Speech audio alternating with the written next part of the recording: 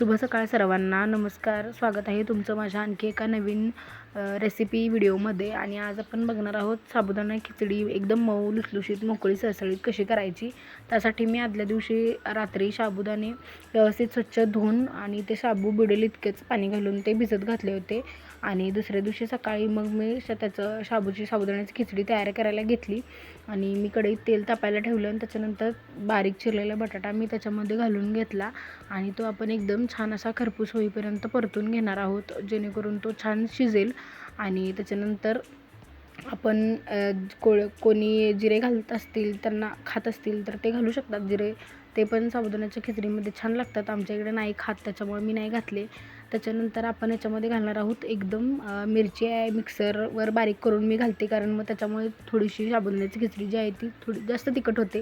कोणी चिरून घालतं तर तशी तुम्ही घालू शकता. ज्यांना जास्त तिखट नाही आवडत तर ते मिरचीचे तुकडे करून घालू शकतात. त्याच्यानंतर आपण घालणार आहोत भिजवलेला शाबू मोकळा मोकळा करून आपण त्याच्यामध्ये घालायचा. आणि तो पण छान असा मस्त ते बटाटा आणि मिरचीसोबत आपण थोडा वेळ परतून घेणार आहोत.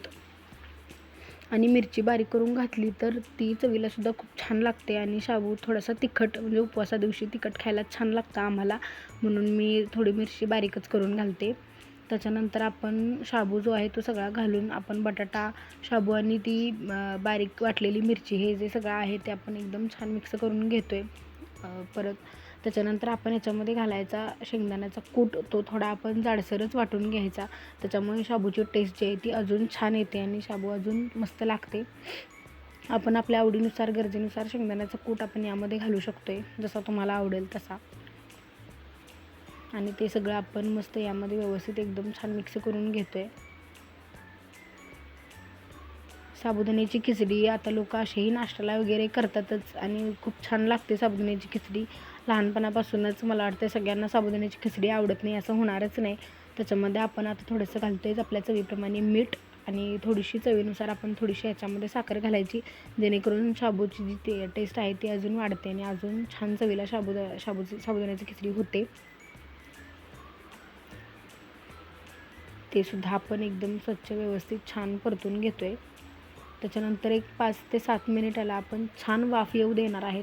म्हणजे एकदम छान मऊ सळसळीत शाबू होते आणि अजिबात चिवट अशी लागत नाही, मस्त होते. आणि छान चवीलासुद्धा छान लागते. साबुदाणे व्यवस्थित वाफेवर शिजतात सुद्धा. तर तयार आहे आपली साबुदाण्याची खिचडी.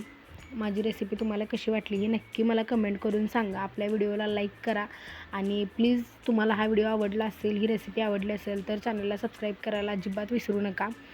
आणि तुमच्या एका लाईकमुळे आणि एका सबस्क्राईबमुळे मला नक्कीच मोटिवेशन मिळेल.